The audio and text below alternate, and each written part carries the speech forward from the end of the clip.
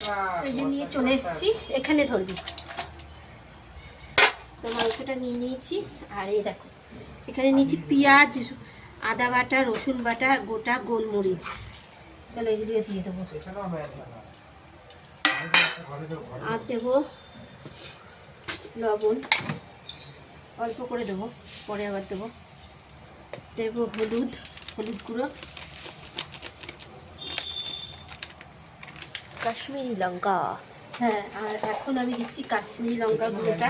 কেন লাল লঙ্কা দেবা না একটু? লাল লঙ্কা দেবো, আমার হাত জ্বলবে। একদম অভ্যাস নেই তো, হাত ভীষণ জ্বলবে। আমি এটা দিয়ে মেখে নিচ্ছি। আর যেহেতু আদা আছে, দইও দেবো। দইটা দিয়ে দে একটু ঢেলে, এইখানটাতেই ধরবি, ঠিক আছে? দেখো, হ্যাঁ হয়েছে। আর না আর না আর না।